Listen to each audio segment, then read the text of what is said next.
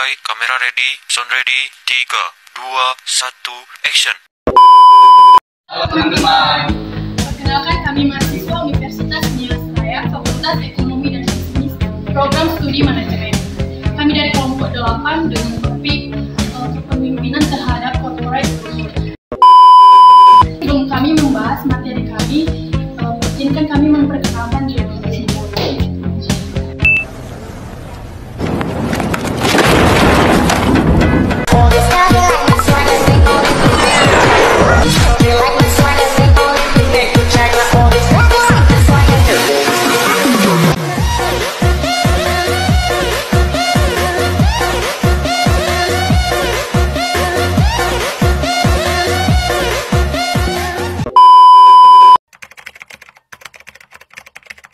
Kepemimpinan dan corporation culture. Satu, kepemimpinan adalah kemampuan seorang untuk mengarahkan dan mengendalikan orang lain dalam mencapai suatu tujuan dalam sebuah organisasi. Kedua, corporation culture. Yang dimaksud di sini adalah seperangkat nilai, keyakinan, norma, dan kebiasaan yang diterapkan dan dianut oleh seluruh anggota organisasi. Masuk kita pada peran pemerintah terhadap budaya organisasi. Peran pemerintah terhadap organisasi sangat penting karena pemimpin menjadi teladan dan pengarah utama dalam membentuk nilai, norma, sikap, perilaku kerja dalam organisasi. Pemimpin memberi visi, menetapkan standar etika, dan mempengaruhi cara anggota organisasi bekerja untuk mencapai suatu tujuan yang telah diterapkan. Baik, saya akan menjelaskan di sini terdapat dampak negatif dan positif. Satu, dampak positif. Yang pertama, meningkatkan semangat kerja, akhirnya karyawan merasa dihargai. Kedua, mendorong inovasi, akan sini lebih diterima di ide baru.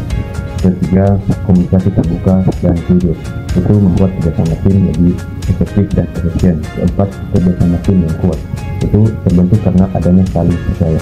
Kelima, lingkungan kerja yang nyaman. Mendapat dampak negatifnya yaitu satu, budaya membuat suasana kerja tidak sehat. Kedua, motivasi menurun, kurangnya apresiasi atau tekanan terhadap. Ketiga, komunikasi tertutup, yaitu terjadinya miskomunikasi. Keempat, ketakutan untuk berpendapat sehingga inovasi terhambat. Kelima, konflik dan pesaing tidak sehat karena mengganggu produktivitas tim. Hubungan kepemimpinan dengan budaya organisasi. Kepemimpinan sangat mempengaruhi budaya organisasi karena pemimpin memiliki peran utama dalam menanamkan nilai dan norma dalam organisasi. Kenapa begitu? Karena pemimpin adalah panutan. Apa yang dilakukan oleh pemimpin akan dilihat dan ditiru oleh anggota organisasi. Pemimpin juga harusnya menanamkan nilai-nilai seperti kejujuran, tanggung jawab, kerjasama, dan lainnya. Pemimpin juga menetapkan norma atau kebiasaan di tempat kerja seperti budaya disiplin, cara berkomunikasi, hingga cara menyelesaikan masalah.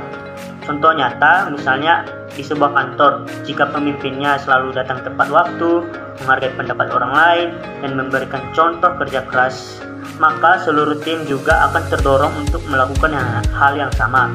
Hasilnya terbentuklah budaya kerja yang positif dan produktif. Maka oleh karena itu, pemimpin punya peran utama dalam membentuk dan menjaga budaya organisasi. Tanpa pemimpin yang baik, nilai dan norma dalam organisasi bisa lemah atau bahkan tidak akan searah dengan tujuan organisasi. Jadi saya akan menjelaskan mengenai SWOT analisisnya. Yang pertama itu strength atau kekuatan. Nah, kekuatannya ini ada 5, yaitu membangun budaya kerja positif. Budaya kerja positif berarti perusahaan menciptakan lingkungan kerja yang nyaman, saling menghargai, dan penuh semangat. Nah, karyawan merasa betah bekerja karena tidak ada tekanan yang berlebihan atau konflik yang merusak suasana. Budaya ini juga membantu menjaga hubungan baik antara rekan kerja dan atasan. Nah, yang kedua yaitu tentang meningkatkan komunikasi tim. Komunikasi yang baik antar anggota tim membuat pekerjaan lebih lancar, cepat selesai, dan minim kesalahan. Dengan komunikasi yang terbuka, setiap orang bisa menyampaikan pendapat, memberikan saran, atau menyelesaikan masalah bersama. Ini sangat penting agar tim bisa bekerja sama dengan kompak. Nah, yang ketiga yaitu menanamkan nilai kerja kuat. Nilai kerja yang kuat seperti disiplin, tanggung jawab, dan semangat tinggi harus ditanamkan sejak awal.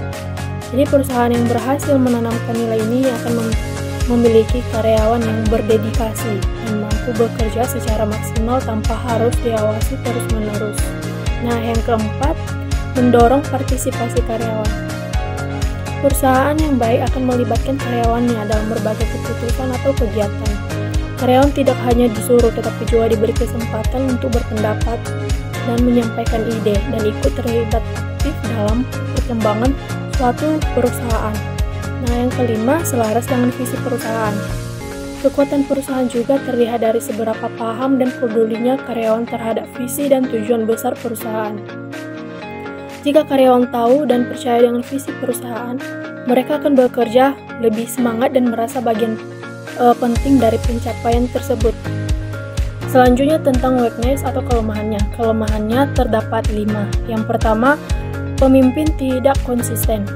Pemimpin yang tidak konsisten artinya sering berubah-ubah keputusan atau perintahnya, sehingga membingungkan bawahan. Ini bisa membuat karyawan kehilangan arah dan bingung harus mengikuti perintah yang mana. Yang kedua yaitu sulit menerima kritik dari bawahan. Nah, pemimpin atau atasan yang merasa selalu benar dan tidak mau mendengar masukan dari karyawan bisa menciptakan lingkungan kerja yang tertutup. Ini membuat karyawan jadi enggan menyampaikan pendapat atau ide karena takut dimarahi atau diabaikan. Nah, yang ketiga, tidak memberikan apresiasi. Kurangnya penghargaan atau ucapan terima kasih atas kerja keras karyawan bisa menurunkan semangat kerja. Apresiasi tidak harus berupa uang, tapi bisa dengan pujian, pengakuan, atau sekedar ucapan kerja seperti kerja bagus. Yang keempat, tidak mampu mendelegasikan tugas dengan baik.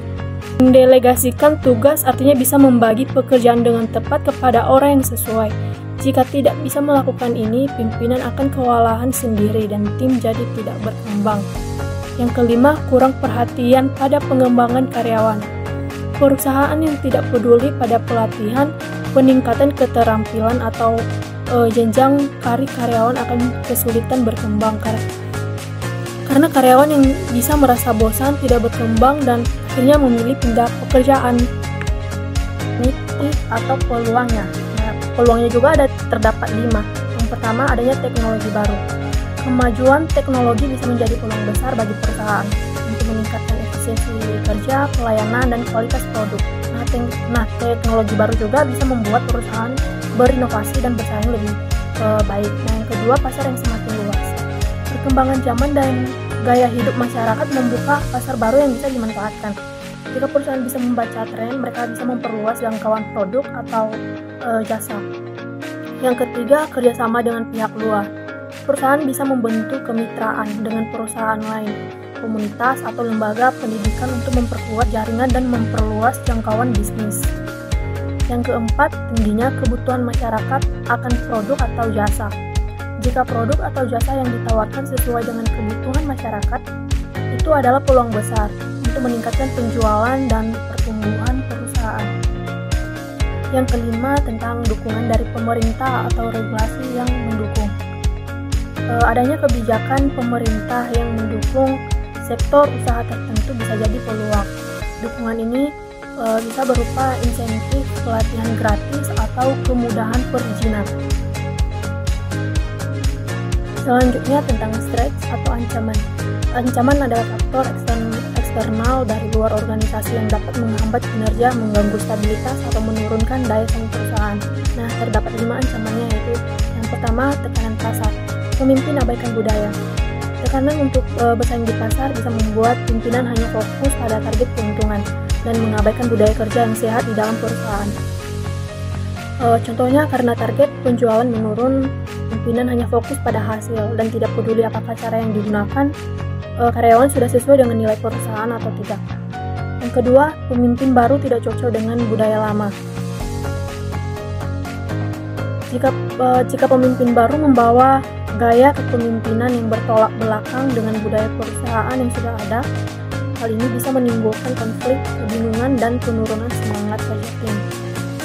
Contohnya, pimpinan baru terbiasa dengan sistem otoriter, sedangkan budaya perusahaan sebelumnya menekankan keterbukaan dan partisipasi. Yang ketiga, teknologi baru dari luar mengubah cara kerja tim. Perubahan teknologi yang cepat bisa membuat tim tidak siap atau sulit beradaptasi, apalagi jika tidak ada pelatihan yang memadai. Contohnya penggunaan sistem kerja berbasis cloud menggantikan sistem lama, tetapi banyak karyawan yang tidak terlatih sehingga jadi tidak efisien.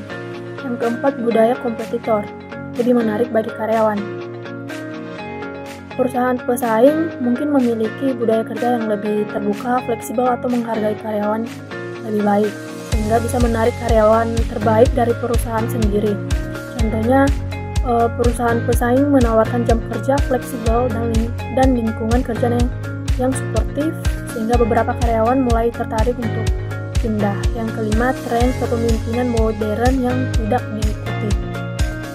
Jika perusahaan tidak mengikuti perkembangan gaya kepemimpinan masa kini seperti kepemimpinan partisipatif atau berbasis empati, maka akan tertinggal dan sulit bersaing dengan organisasi yang lebih adaptif. Setelah kita membahas mengenai SWOT analisisnya, sekarang kita masuk pada tentang SWOT strateginya.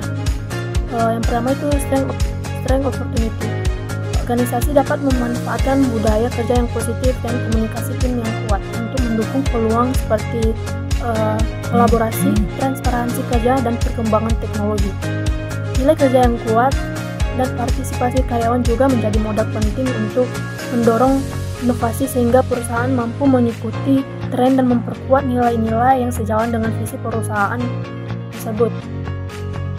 Ini strategi WO atau Weakness Opportunity. Jadi strategi yang kami susun di sini yaitu tentang kelemahan seperti pemimpin yang tidak konsisten, sulit menerima kritik, dan kurang memberi apresiasi bisa diatasi dengan memanfaatkan peluang eksternal seperti pelatihan kepemimpinan modern dan teknologi komunikasi dua arah. Selain itu, dukungan terhadap inovasi dan nilai-nilai perusahaan dari luar juga bisa membantu pemimpin agar lebih peduli terhadap pengembangan karyawan dan memperbaiki kemampuan dalam mendelegasikan suatu tugas tersebut. Kita akan lanjut tentang strategi ST-nya atau strength traits. Jadi strategi ST adalah strategi yang dirumuskan untuk memanfaatkan kekuatan internal atau strength yang dimiliki oleh organisasi untuk mengatasi atau mengurangi ancaman eksternal atau threats yang ada.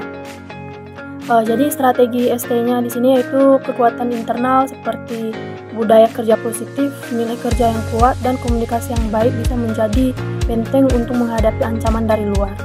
Seperti budaya kerja pesaing, tren kepemimpinan negatif, atau tekanan media sosial. Kesesuaian visi antara pemimpin dan perusahaan juga membantu menjaga stabilitas organisasi saat menghadapi perubahan yang cepat.